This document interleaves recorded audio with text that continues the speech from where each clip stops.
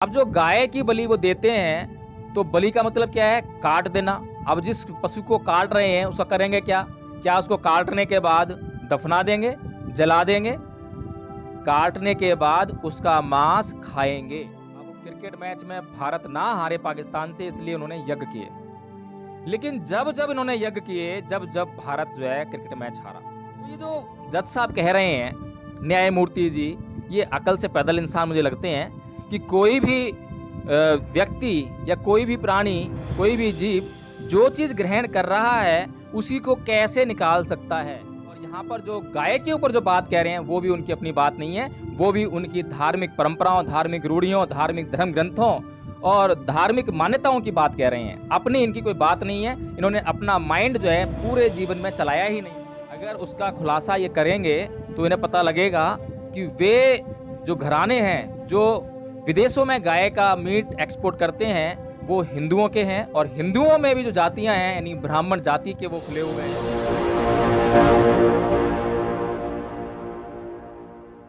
जय भीम, नमो बुद्धाय। आप देख रहे हैं एनबी न्यूज 24/7 नीलम बोध के साथ। आज मैं चर्चा करूंगी इलाहाबाद के एक ऐसे मुद्दे पर जिसमें कि इलाहाबाद हाई कोर्ट के जस्टिस शेखर यादव जी ने कहा है कि गाय के घी से हवन करने पर होती है बारिश। जी हाँ साथियों, और भी कई बातें हैं जिनको लेकर मैं चर्चा करूंगी। और आज इस कड़ी में मेरे साथ में रहेंगे दिल्ली हाई कोर्ट के एडवोकेट जय भीम प्रकाश जी। सर, स्वागत है आपका एनबी न्यूज में। जी, thank you Neelam ji. Sir, जानना चाहूंगी कि जिस तरह से इलाहाबाद हाई कोर्ट के जस्टिस जो कि शेखर यादव जी हैं, उन्होंने एक स्टेटमेंट कही और उसी के साथ साथ में उन्होंने कई और भी बातें कही हैं कि जो गाय है उसको राष्ट्रीय पशु घोषित कर देना चाहिए और इसका संरक्षण हिंदू को दे देना चाहिए, और इसी तरह से और भी कई बातें। लेकिन मैं जानना चाहूंगी कि आप इस मुद्दे को और उनकी इन बातों को किस दृष्टि से देखते हैं। देखिए नीलम जी, सबसे पहले तो हमको ये समझना चाहिए कि जिस तरह से पेड़ पौधे होते हैं और पेड़ पौधों की जो है तरह तरह की नस्लें होती हैं, तरह तरह के पेड़ होते हैं, जैसे आम का, नीम का, अमरूद का, और ये सभी प्रकार के पेड़ जो हैं वही हवा, वही पानी, वही मिट्टी और वही रोशनी, सभी वही तत्व होते हैं। लेकिन वो पेड़ों की नस्ल होती है जो कि एक पेड़ जो है कड़वा पदार्थ उत्पन्न करता है, एक मीठा पदार्थ उत्पन्न करता है, एक खट्टा पदार्थ उत्पन्न करता है। इस तरह से जो है हर पेड़, यानी कि वो पेड़ की क्षमता है कि वो क्या ज़मीन से, हवा से और रोशनी से और पानी से अपने भीतर से उत्पन्न कर रहा है। तो इसी प्रकार से सभी जीवों की जो नस्ल है वो भी अलग अलग है, और वह वही हवा, वही रोशनी, वही पानी, वही तत्व उनको यूज़ करते हैं, उनसे अपना जीवन यापन करते हैं, अपना जीवन जीते हैं। और उस जीवन को जीते वक्त जो है उनसे वो क्या प्रोड्यूस करते हैं वो भी हर किसी जीव का अलग अलग है। जैसा कि हमने देखा है कुछ प्राणी ऐसे हैं, गाय है, भैंस है, उसका मल अलग तरह का होता है, बकरी का मल अलग होता है, कुत्ते बिल्लियों का मल अलग होता है। तो यानी कि हर एक जीव जिस तरह से वो नस्ल में अलग है उसी तरह से उसके मल में भी भिन्नता पाई जाती है। तो नीलम जी, ये जो बात है कि गाय को विशिष्ट तौर पर देखा जाना, विशिष्ट जीव के रूप में देखा जाना, विशिष्ट पशु के रूप में देखा जाना, ये मूर्खता की पराकाष्ठा है।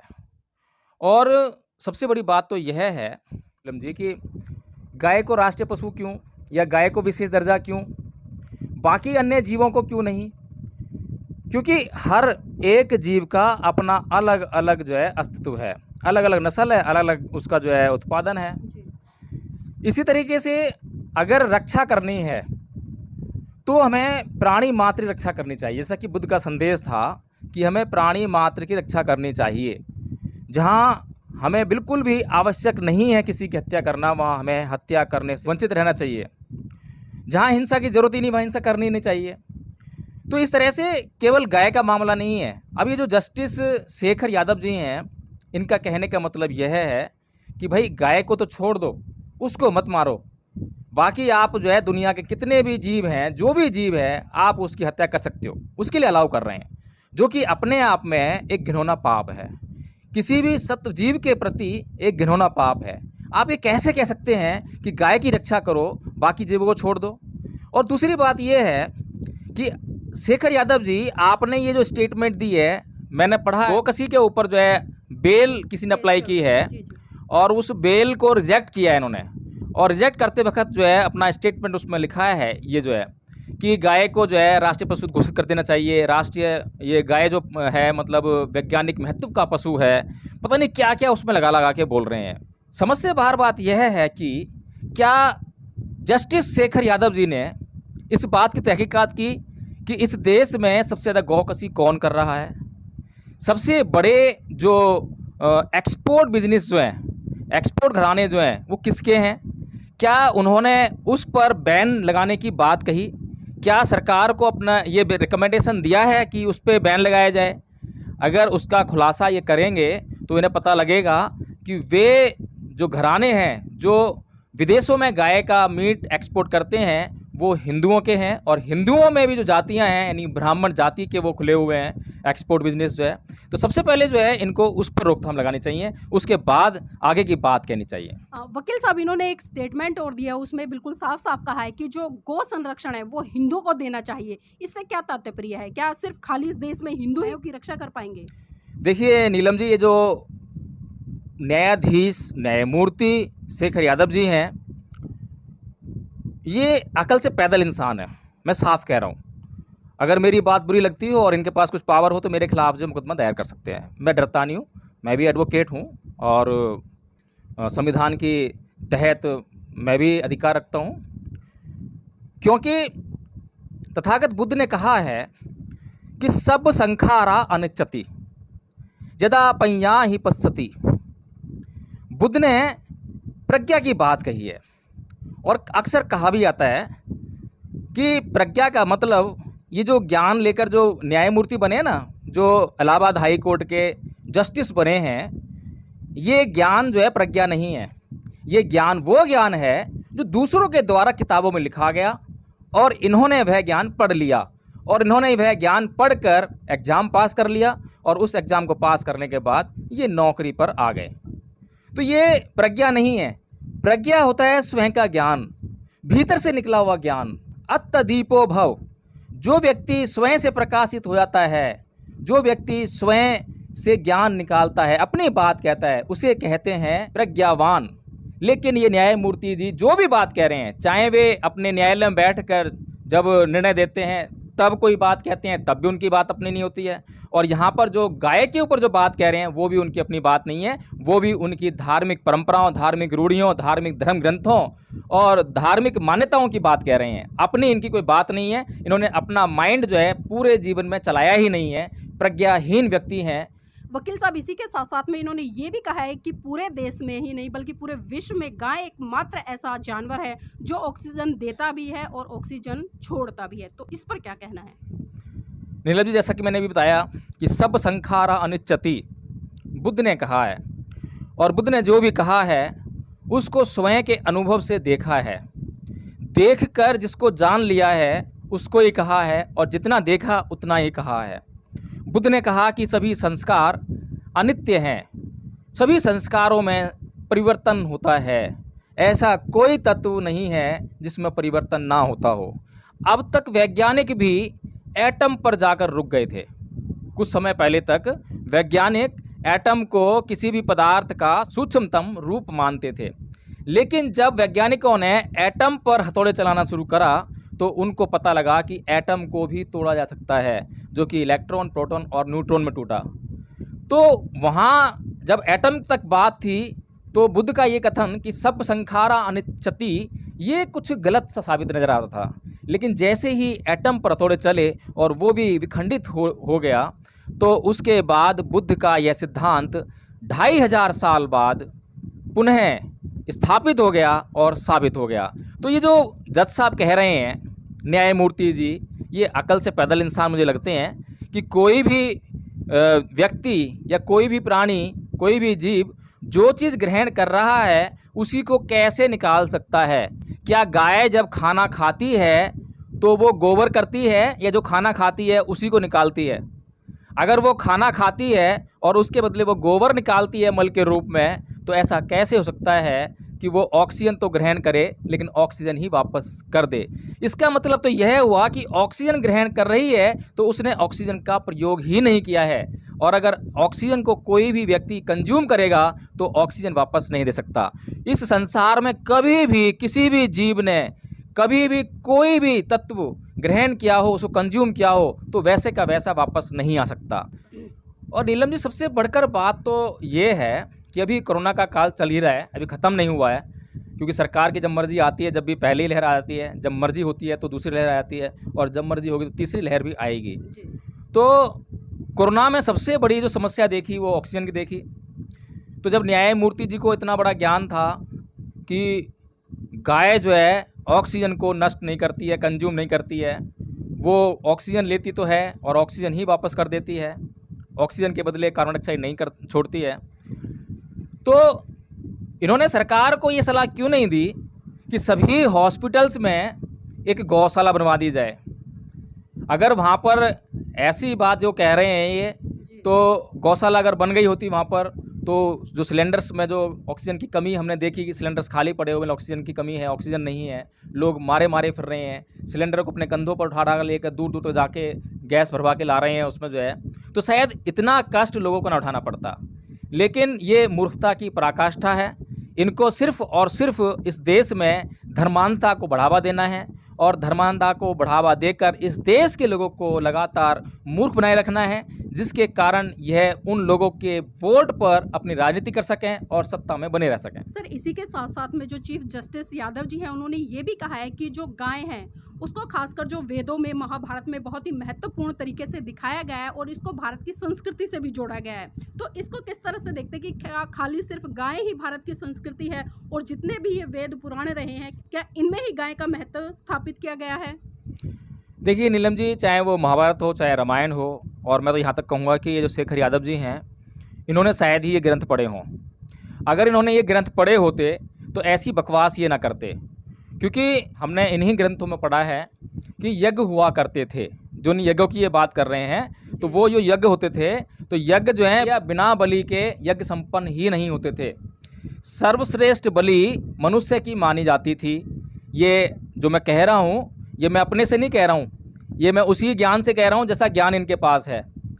ये वेदों का, पुराणों का और इनके रामायण और महाभारत में लिखा हुआ ज्ञान है। ये उनमें लिखा हुआ है कि यज्ञ को करने के लिए बलि अति आवश्यक है, बिना बलि के कोई भी यज्ञ संपन्न नहीं हो सकता। और सर्वश्रेष्ठ बलि जो है मनुष्यों की मानी गई है, लेकिन मनुष्य उपलब्ध नहीं है बलि देने के लिए। जब मनुष्य उपलब्ध नहीं होते हैं तो उससे नीचे की जो बलि है वो घोड़े की मानी गई। अब जो घोड़ा है वो भी इनके युद्धों में काम आता था। आर्य और अनार्य के बीच में जो युद्ध का जो इतिहास है उसमें हम देखते हैं कि घोड़ा जो है बहुत ही महत्वपूर्ण जानवर रहा, तो इसलिए घोड़े की बलि भी वहाँ पर जीत रही। उसके बाद जो है, जो उसके नीचे जो वैल्यू लगती है बलि के मामले में, वो गाय की आती है। तो यानी कि गाय की बलि भी यज्ञों में होती थी। अब जो गाय की जो बलि दी जाती थी यज्ञों में, अब यज्ञ करता कौन था? यज्ञ करता ही ब्राह्मण था। शूद्र को तो अधिकार ही नहीं था, किसी और को अधिकार नहीं है, क्षत्रिय को अधिकार नहीं है, वैश्य को अधिकार नहीं है, सिर्फ ब्राह्मणों को अधिकार है यज्ञ करने का। और वो यज्ञ करते हैं, यज्ञ में बलि देते हैं, और बलि में गाय की बलि देते हैं।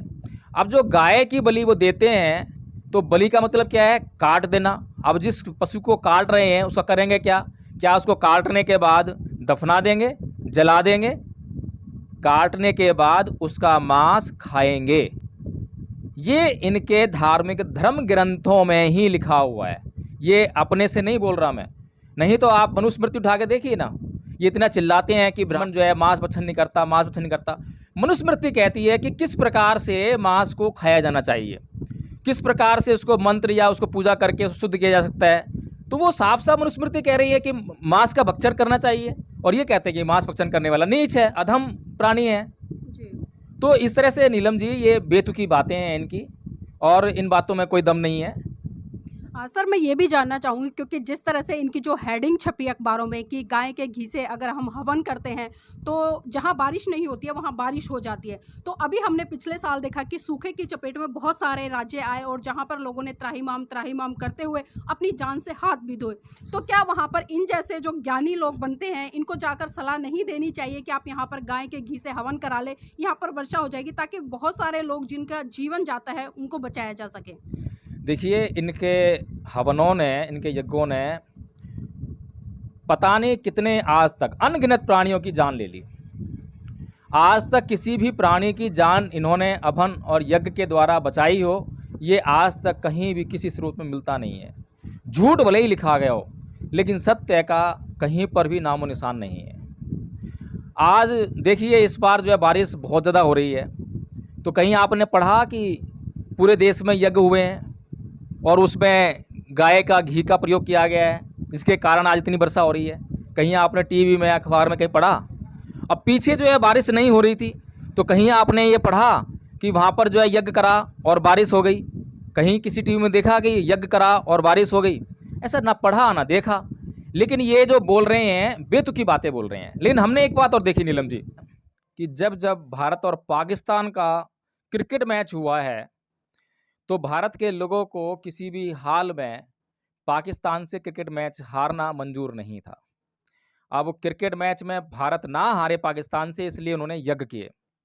लेकिन जब जब इन्होंने यज्ञ किए, जब जब भारत जो है क्रिकेट मैच हारा। और शुक्रवार का दिन तो बड़ा मशहूर रहा है। शुक्रवार का दिन इतना मशहूर रहा है क्योंकि मैं खुद क्रिकेट का बहुत शौकीन रहा हूँ, और जब जब शुक्रवार को मैच हुआ करता था तो भारत की हालत अपने आप पतली होती थी और खूब यज्ञ होते थे। लेकिन आज तक कभी भारत पाकिस्तान से शुक्रवार के दिन मैच नहीं जीत पाया, एक दो अवसरों को छोड़कर। तो नीलम जी, इनकी बातों में कहीं भी कोई दम नहीं है, कोई सिर पैर नहीं है। और ना इनकी जो इन्होंने जो बात बोली है, जो ये बात कह रहे हैं कि वो ऑक्सीजन निकालती है, बारिश हो जाती है, ये कौन सी साइंटिफिक रिसर्च ने साबित किया है, इन्होंने कोई हवाला नहीं दिया है। तो सर, जाते जाते आपसे आखिरी सवाल भी लेना चाहूँगी कि जिस तरह से जस्टिस शेखर यादव जी ने कई स्टेटमेंट दी हैं, खासकर इस जो केस चल रहा था इसको लेकर, तो इस तरह के जो जस्टिस हैं उनको क्या कहना चाहेंगे? कि क्योंकि देखिए हम पढ़ते तो हैं, लेकिन हमारी जो विचारधारा है या हमारी पढ़ाई लिखाई है वो कितनी सही है या कितनी गलत है? नीलम जी, मैं आपके चैनल के माध्यम से जो है बहुजन समाज के लोगों को और इस देश के लोगों को यही संदेश देना चाहूँगा कि सबसे पहले तो जिस समाज से ये जस्टिस आते हैं, यादव समाज से आते हैं, इसी समाज से ललित सिंह यादव जी आए, पेरियार ललित सिंह यादव जी। और ये जिस हाई कोर्ट में बैठकर आज ये निर्णय दे रहे हैं, जो उन्होंने बेल डिसमिस की है, उसी हाई कोर्ट ने बड़ी मानवता के आधार पर निष्पक्ष होकर पेरियार ललित सिंह यादव जी की पुस्तक सच्ची रामायण, उस पर जो बैन लगाया था यूपी सरकार ने, उसको हटाया था, उसको हटाने के आदेश दिए थे अपने निर्णय में। और उसके बाद ये इनका जो निर्णय था, जो इलाहाबाद हाई कोर्ट का, उसको ब्राह्मणों के द्वारा सुप्रीम कोर्ट में भी चैलेंज किया गया, लेकिन सुप्रीम कोर्ट में भी ब्राह्मणों को उस पुस्तक के ऊपर मुंह की खानी पड़ी। तो इन्हें ये समझना चाहिए कि इन्हीं के समाज से आते हैं, लेकिन इनके प्रॉब्लम क्या है, प्रॉब्लम हमें साफ दिखाई दे रही है। जैसे कि अभी सुप्रीम कोर्ट के जस्टिस गवई साहब ने अयोध्या में राम मंदिर के ऊपर निर्णय दिया, और निर्णय क्यों दिया सबने देखा। उस निर्णय के ना तो कोई सिर, ना कोई पैर, ना कोई कानूनी उसमें जो है आधार था, ना कोई संविधान की मर्यादाओं का उसमें पालन था, ना ऐतिहासिक साक्ष्य कोई था। सभी बातों को, सभी तथ्यों को दरकिनार करते हुए गवई साहब ने अयोध्या में हिंदुओं के फेवर में राम मंदिर बनाने का फैसला दे दिया। वो किस लिए दिया? क्योंकि वहाँ से जो सरकार में बैठे हुए लोग हैं, सरकार ने उनको राज्यसभा में भेजने के लिए जो है जो रिश्वत दी थी, वो साफ साफ दिखाई दी। इसी तरह से आज जो ये बात कही जा रही है इनजस्टिस के द्वारा जो है, तो उसका भी यही कारण है। इनको भी कहीं ना कोई लालच है, क्योंकि जो सरकार है, जिस तरह के लोग हैं, उनको ये चीज़ें पसंद हैं। ये जितना बोलेंगे, जितना स्थापित करेंगे इन चीज़ों को, उतना ही उनको फ़ायदा मिलने वाला है। इसी तरह से नीलम जी, मैं एक बात और आपके चैनल के माध्यम से कहना चाहूँगा कि इन्होंने दलाई लामा के मुंह से ये कहलवाया कि बुद्ध जो हैं उनके विष्णु के अवतार हैं, लेकिन हमने किसी मंदिर में बुद्ध की मूर्ति नहीं देखी, किसी भी हिंदू को बुद्ध पूर्णिमा मनाते नहीं देखा। तो ये सब बातें ये साबित करती हैं कि इनकी जो कथनी और करनी में बड़ा भारी अंतर है। ये सिर्फ और सिर्फ, अब इस बात के लिए मैं यही कहूँगा कि सभी अंधभक्तों को ओ माई गॉड फिल्म देख लेनी चाहिए। ओ माई गॉड फिल्म में बिल्कुल सा विस्तार उसका जो है वर्णन किया गया है कि हिंदू लोग जो हैं, हिंदू ठेकेदार, हिंदू धर्म के ठेकेदार जो हैं, वो किस तरह से धर्म को चलाते हैं, उनके पीछे क्या प्रयोजन है, क्या उद्देश्य है, उनके पीछे मानवता का कोई उद्देश्य नहीं है, मानव कल्याण का कोई उद्देश्य नहीं है, देश हित का कोई उद्देश्य नहीं है, राष्ट्रीय भावना, राष्ट्रीय एकता, ये सब इनके लिए बंडलबाजी है, इससे अधिक कुछ नहीं है। देशभक्ति के नाम पर युवाओं को गुमराह करना, उनको बेरोजगारी की तरफ ढकेलना और ढकेलते रहना, यही इस सरकार का काम रह गया है। और इसमें ये जो हमारे यादव जी हैं जस्टिस, ऐसे लोग सहयोग करते हैं और ऐसे लोगों का सहयोग पाकर ये सरकार अपने नापाक मंसूबों में लगातार कामयाब होती जा रही है। जी, बहुत बहुत धन्यवाद सर। तो ये थे मेरे साथ में एडवोकेट जय भीम प्रकाश जी, जिन्होंने बहुत ही अपने अनुभव से बताया कि जिस तरह से जस्टिस शेखर यादव जी हैं, उन्होंने जो स्टेटमेंट दी है और जो वाक्य उन्होंने बार बार दोहराए गए हैं कि भारत में जो गाय है उसको राष्ट्रीय पशु घोषित कर देना चाहिए। लेकिन मैं भी यहाँ पर कुछ सवाल पूछना चाहूँगी अपने दर्शकों से। जब हम भारत को माता के रूप में देखते हैं तो हम अक्सर देखते हैं कि हमारी गली से जब कुछ गाय गुजरती है और वो घर के सामने या गली में गोबर कर देती है, तो वही गोरक्षक या गाय को माता कहने वाले लोग उस पर डंडे बरसाते नजर आते हैं और उसको गालियां देकर भी संबोधित करते हैं कि यहाँ पर इसने गोबर कर दिया है। तो आप सोच सकते हैं कि किस तरह की मानसिकता के लोग आज हाई कोर्ट में बैठे हैं और किस तरह की मानसिकता को लेकर वो काम कर रहे हैं। साथियों, सोचने वाली बात है। आप सवाल खड़े करते रहिए और उन सवालों के उत्तर जानते रहिए। जब तक आप सवाल खड़े नहीं करेंगे तब तक किसी भी समस्या के समाधान तक नहीं पहुंचेंगे। इन्हीं शब्दों के साथ आपसे विदा लेंगे। जय भीम, नमो बुद्धाय।